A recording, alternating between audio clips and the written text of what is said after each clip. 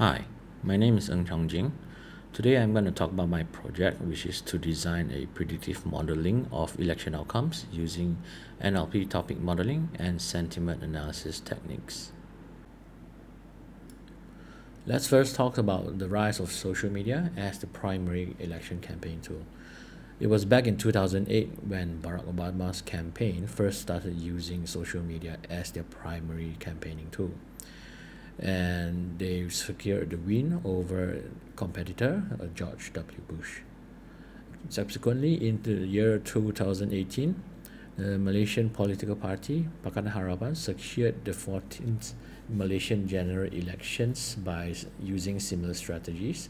They managed to win against the long-standing party of Barisan Nasional. Fast forward to 2024, in the US elections, there is as much as 101 million social media posts for the first half of 2024. That translates to about 555,000 posts per day. To understand how social media affects the voting process, it helps for us to map out how the average voter goes through the voting process. Elections across different countries worldwide is often a contest between two political parties, and the key determining factor lies in the ability of both parties to influence and sway voters to their favor. So, voters themselves may become advocates of their preferred parties by posting on social media, and each of their posts has the potential to influence their network who view and engage with their posts. As the result of social media being an integral part of general elections, there are also a few problems that comes associated with it. First of all, social media is a very complex media landscape, and posts about elections are highly dynamic and unstructured, and it makes it very challenging to accurately gauge public opinion and what are the issues being discussed. Furthermore, traditional methods of gauging the public opinion, like election polls and analysts observing mainstream news, is not viable in analyzing large quantities of data, especially if social media posts goes up to hundreds of thousands of posts per day. Therefore, there is a need for an integrated approach to accurately gauge public opinion, which is currently based on two primary methods of volume based, which is quantitative in nature, and also content based, which is qualitative methods. But the key challenge lies in how to build a prediction model by effectively analyzing millions of conversations in social media, while taking into consideration both qualitative and quantitative methods and analyzing data in near real time. Therefore, it is my research objective is to utilize a mix of both quantitative and qualitative methods to analyze large volumes of social media data to accurately predict the binary outcome of a general elections. Let's look at the three core components of the predictive model and how it can be used to achieve the objective of the study. First is the reasoning component, where some issues like economy and immigration are core issues that can determine whether a party wins the general elections. So, to extract topics out of thousands and hundreds of thousands of social media data, a topic modeling method called BERT topic is used to cluster social media text into related topics. Next is to understand the sentiment behind the posts, which is to use sentiment analysis in NLP to analyze the unstructured text and assign a positive or a negative score. Then it is the impact component, where it's actually using the quantitative analysis of the engagements, such as likes, replies, shares, hash accounts, and quotes to actually measure the virality of the social media posts. Following up, Here are some theoretical outcomes that can help understand how these three core components interact with each other. Now, first, with the example of a tax rebate. Let's say a social media user applauds a candidate's promise to reduce tax rates across all levels of income. In this case, engagements are high, and the topic is a very important issue of economic issues, and the sentiment is positive. Therefore, in this case, there's a very high impact on a positive and key issue. Next, in the example where a social media user meets a certain candidate up close during their visits to a local constituent, then the number of engagements in this case might be low because it's just a regular campaign activities, despite the sentiment being positive. So therefore, these kinds of social media posts are often regarded as a low impact on a positive but a non-critical issue. Now, last, for let's say for a social media user posts a summary of some historical court cases against a particular candidate, and this type of situation is a negative sentiment issue, and moderately important historical past issues, and the engagements on this are typically very high.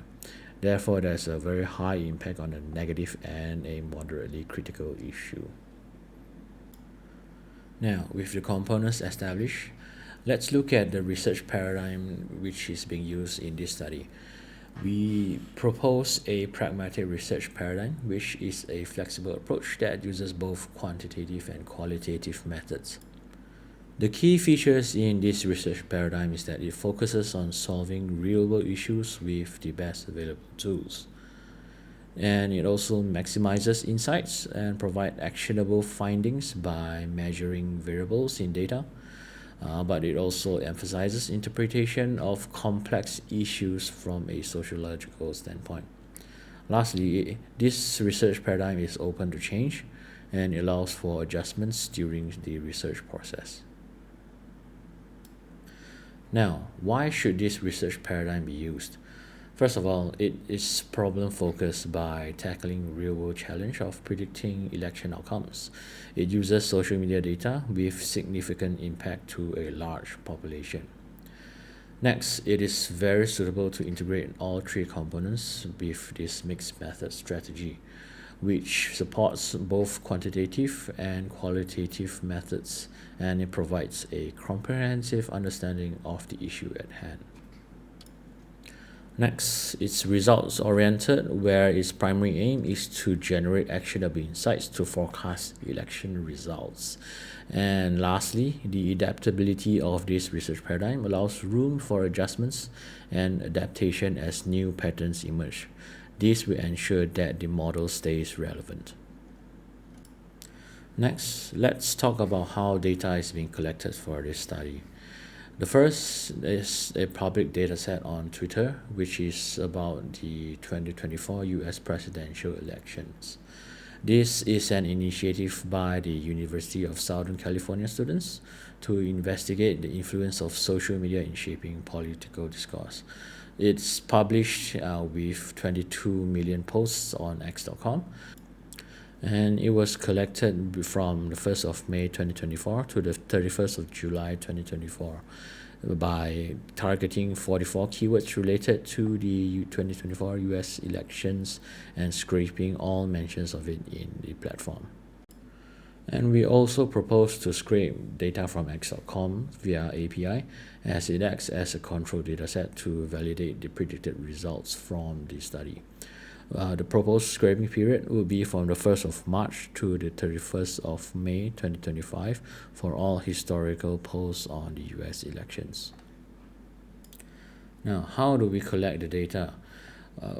First, we use Python web scraping methods by obtaining a developer's account and connecting to X.com's API. Next, we use Python libraries that is intended for academic research, such as Twitter, TweetKit, and TweetPoll. And to house the large 22 million Twitter post data, we would host the data in either a PostgreSQL or a Apache Spark database. The reason we only use data from X.com is because from previous studies, the data actually use the highest predictability.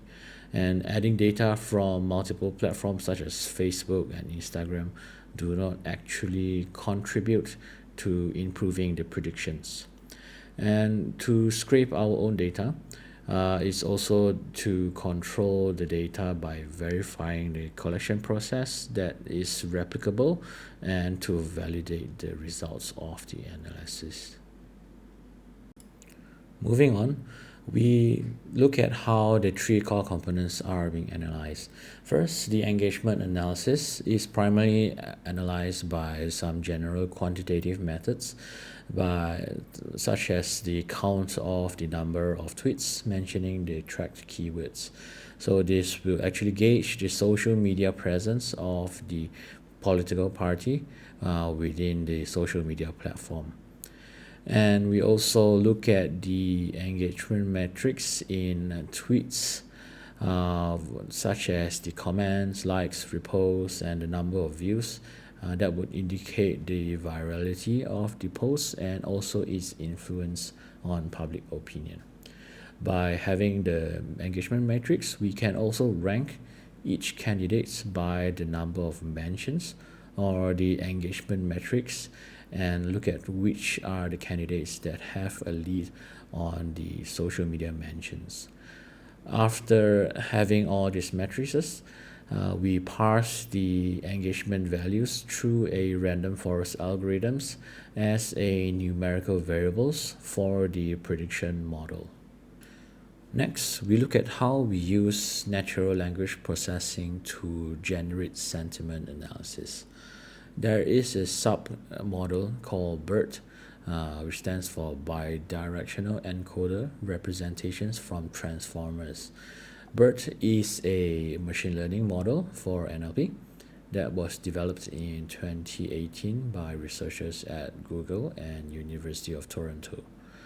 It utilizes a self-attention mechanism which actually computes the relationship between all words that is being analyzed simultaneously.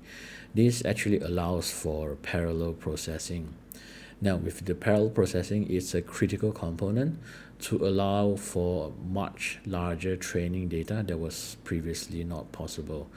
In BERT, there was a 3.3 billion words that were trained that was made possible through parallel processing. The next standout feature for BERT is called the masked language model. What this does is that 15% of random words are hidden during training, and BERT analyzes the words before and after to predict the missing words and fill in the necessary words, hence the name bidirectional. The last feature is called next sentence prediction. It is a function where a relationship is established between sentences during training to improve sentence prediction accuracy. With that, BERT is actually able to understand the contextual nuance between sentences and compare all the words of the analyzed text data simultaneously. Here's an example of how BERT is able to understand the contextual reasoning behind words and thus helping with sentiment analysis. The example is the word Python is commonly being used to refer to the programming code and also to refer to a living animal. I just started learning Python. In this case, refers to the programming code where the living animal sentence example is like Python can also be found in parts of Africa and Asia. In both instances, both words are exactly the same, but by comparing the words used before and after in the whole context, BERT is able to understand that both the word Python refers to a different meaning. Therefore, it understands the nuances, and when compared with multiple sentences, it's able to accurately predict the correct sentiment. BERT now is found to be more accurately classifying sentiments of text data over traditional sequential machine learning models due to the simultaneous processing of all words. Besides that, it's also important that to know that understanding sentiments of tweets is very significant towards understanding how the social media propagates social influence, because negative content, as found in studies, are more likely to go viral and are shared among social media users. Moving on, the submodel of BERT is called BERT Topic. Is actually a topic modeling library developed by Martin Grotendorf to cluster multiple text documents into related topics. How BERT Topic works can be summarized into three major phases. The first phase is called the document embedding process. In this phase, the text data is tokenized by splitting into individual words. Then the entire sentence is passed through the default transformer model called as BERT, which is actually rated to perform better than other traditional models in embedding single vector representations. What this does is that it assigns number values to each words based on its meaning by analyzing the words before and after each of the words simultaneously. The next phase is called the document clustering, which after embedding the number values, the text data is represented as a dense vector with a high number of dimensions. To effectively train the model, a technique called UMAP, Uniform Manifold Approximation and Projection, is used to reduce the number of dimensions while at the same time retaining the relationships between all data points. Then, with the dimensions reduced, a technique called HDB scan, hierarchical density based spatial clustering of applications with noise, is used to group all embeddings within close proximity together. This actually clusters the topics together and ready for the next phase. The last phase is called topic representation. In this phase, the clusters of the embeddings all pass through a method called term frequency inverse document frequency, TF-IDF. This is to find the important words in a document, in which unique words obtain a higher score while common words are scored lower. For example, the word vote may appear in every tweet, thus securing a lower score, whereas words like candidate, debate, moderator, policy, these are some rather unique words that only appears in limited tweets, thus they are assigned a higher score. The results of this actually generates a list of topics identified by keywords that actually categorizes each tweet. And this provides an overview of all the topics that are mentioned from all the tweets data that are being analyzed in this BERT topic. With the generated features from sentiment scores and topics, along with the engagement metrics, they are parsed into a random forest algorithm in a supervised learning model to accurately predict which party would win the elections. Random forest is a relatively well-known machine learning algorithm, and its features are that it handles non-linearity. What it means is that elections are influenced by many unpredictable factors. Thus, the variables between each dimensions are often not considered linearly related. Besides that, random forest actually deals well with mixed data, and it works with both numerical and categorical variables as required in our study. Lastly, random forest reduces overfitting, which is the situation where the model fails to predict future uh, outcomes because it's based on past situations and the environment would have changed.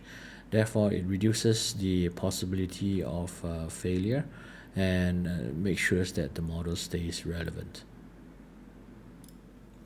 After understanding the benefits of the predictive model, there are still several ethical considerations and limitations to this predictive model. The first is actually data bias, in which that the criticisms of analyzing social media data is that this tweets data represents a small portion of the population. Therefore, the prediction model actually emphasizes on demographics of users with higher social media usage. Therefore, it may not reflect the actual voter behavior in the entire population. Next is the problem of misinformation and manipulation. As we all know, social media is filled with fake news, bots, and multiple groups with misinformation campaigns.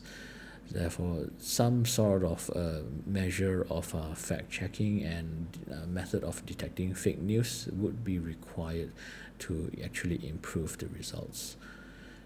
Then there is a concern of privacy violations where despite Twitter data is publicly available, some proper procedures are need to be taken to actually safeguard individual user data and also prevent sensitive issues to being unintentionally revealed to avoid them being misused. Next, this study's prediction model actually excludes the analysis of photo and videos. As we all know, a large portion of social media data is actually photos and videos, and this may actually carry very significant impact and virality patterns which are different from textual data. Next, our study actually excludes the comments of the social media posts. Each tweet may actually contain dozens, if not hundreds, of comments which are excluded from the study. And each of these comments may actually offer much deeper insights into understanding voter behavior. Lastly, the study also excludes the intricacies of each country's electoral vote system, which, by historical accounts, it has shown that winning popular votes do not guarantee a win in elections. In conclusion, we know that social media has grown from a lifestyle sharing platform to an essential campaigning tool in a general elections. The sheer amount of data from the 2024 US elections actually necessitates the need to apply machine learning techniques in order to understand the ongoing developments and predict the outcome. This study also takes social media posts from X.com to design a predictive model to forecast which political party would potentially win in a general election. Data from the X.com yields the highest predictability factor over other social media platforms. Next, the BERT NLP model based on the Transformers architecture is actually used to extract sentiment scores, and BERT topic models the topic from unstructured text data. Both the numerical and categorical variables are then used to train a supervised random forest model to predict the outcome of a general election. Nevertheless, I would like to make three recommendations for future improvements. The first, future studies would actually benefit from a more comprehensive approach by applying image and speech recognition machine learning models to photo and video analysis to yield deeper insights. Second is actually to further analysis on the recommendation and the feed algorithms on each social media platform. This may also yield insights on how viral content is propagated through social media channels. Lastly, each social media post may potentially be just the start of a conversation. A deep dive in the comments, quotes, reposts, and shares may illustrate the impact of viral content and how users react to conversations of interest. That is all for my project presentation, and I hope you enjoyed it. Thank you very much, and have a great day.